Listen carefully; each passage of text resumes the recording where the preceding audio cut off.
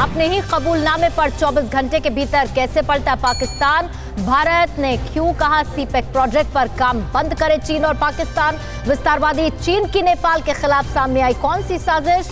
चीन पाकिस्तान की करतूत से जुड़ी बड़ी खबरें आपको दिखाते हैं टॉप 9 चीन पाक साजिश में।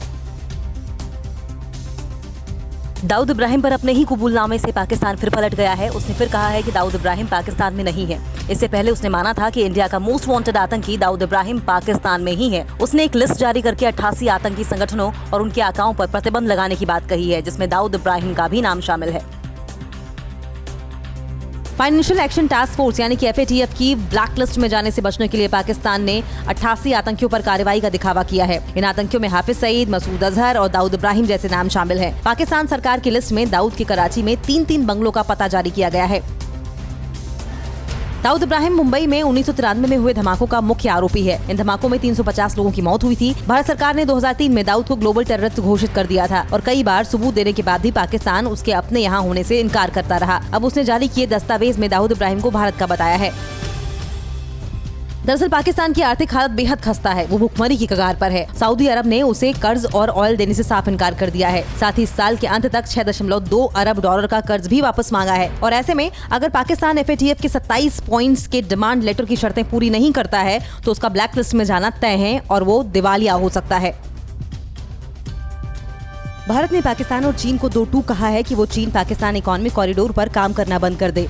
विदेश मंत्रालय के प्रवक्ता अनुराग श्रीवास्तव ने कहा कि कश्मीर हमारा है और वो भारत के आंतरिक मामलों में दखल न दे। CPEC का कुछ हिस्सा हमारे कश्मीर में आ रहा है, जिस पर पाकिस्तान ने अवैध रूप से कब्जा किया है। चीन से तनाव को देखते हुए रक्षा मंत्री राजनाथ सिंह ने पूर्वी लद्दाख में सुरक्षा हालात का जायजा लेने के लिए समीक्षा बैठक की। इसमें NSA Ajit Doval, CDS general Vipin Rawat और तीनों सेनाओं के प्रमुख शामिल हुए। इस बैठक में भविष्य के लिए सेना की तैयारियों और LAC सहित सभी संवेदनशील इलाकों में सर्दियों के दौरान सैनिकों की तैनाती पर चर्चा हुई। चीन को आर्थिक मोर्चे पर लगातार झटका दे रहे भारत ने खिलौना बाजार से भी उसका वर्चस्व खत्म करने की तैयारी कर ली है।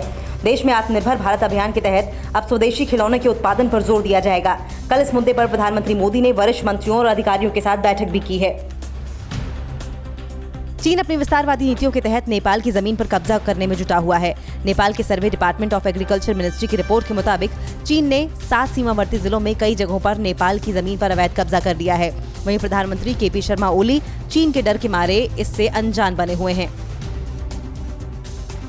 भारत के पड़ोसियों को साधने में जुटा चीन अब तिस्ता नदी के बहाने बांग्लादेश में पांव पसारने में जुट गया है। वो बांग्लादेश को करीब 7,500 करोड़ रुपए का कर्ज देने की बात कह रहा है। ये पैसा तिस्ता नदी के पानी की बेहतर व्यवस्था और सिंचाई परियोजनाओं पर खर्च किया जाएगा। तिस्ता उन नदियों में से एक है जो भारत से बांग्लादेश जाती है। इसका पानी दोनों देश साझा करते हैं। फिक्र आपकी, सोमवार से शुक्रवार रात 9 बजे सिर्फ TV9 भारतवर्ष पर।